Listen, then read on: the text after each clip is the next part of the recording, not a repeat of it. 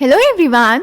So we are discussing previous year NEET questions of the chapter Biological Classification, and today we are going to discuss the questions from introduction part. So the question is, Five Kingdom System of Classification suggested by R.H. Whittaker is not based on A. Presence or absence of a well-defined nucleus, B. Mode of reproduction, C. Mode of nutrition, D. Complexity of body organization. And this question was asked in the year 2014. तो बेटा इस question में हमसे पूछ रहा है कि R.H. Whittaker ने जो 5 किंगडम सिस्टम ऑफ क्लासिफिकेशन दिया था वो गिवन ऑप्शंस में से किस क्राइटेरिया पर बेस्ड नहीं था.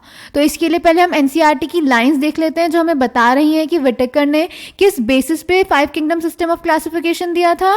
तो बेटा एनसीईआरटी बोल रही है the main criteria for classification used by him कौन? R H. Whittaker. Include cell structure की प्रोकैरियोटिक सेल है या यूकैरियोटिक सेल है, बॉडी ऑर्गेनाइजेशन की सेल्स प्रेजेंट हैं सिर्फ या टिश्यूज भी प्रेजेंट हैं, organ system, mode of nutrition heterotrophic है या autotrophic, reproduction, vegetative reproduction, sexual reproduction and asexual reproduction, and phylogenetic relationship यानी उसकी इवोल्यूशनरी हिस्ट्री के बेसिस पर.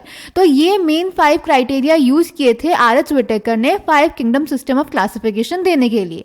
अब अगर हम ऑप्शंस देखें बेटा तो हमारे क्वेश्चन के अकॉर्डिंग करेक्ट ऑप्शन हो जाएगा ऑप्शन ए, प्रेजेंस और absence of a well defined nucleus. Nucleus के बारे में विटेकर ने कहीं बात नहीं की है. मोड ऑफ रिप्रोडक्शन उन्होंने लिया है, मोड ऑफ न्यूट्रिशन उन्होंने लिया है, कॉम्प्लेक्सिटी ऑफ बॉडी ऑर्गेनाइजेशन भी उन्होंने लिया है, पर न्यूक्लियस वेल डिफाइंड प्रेजेंट है या नहीं है उसकी बात उन्होंने नहीं करी. So the correct option is option A. So I hope this question is clear to you. Thank you.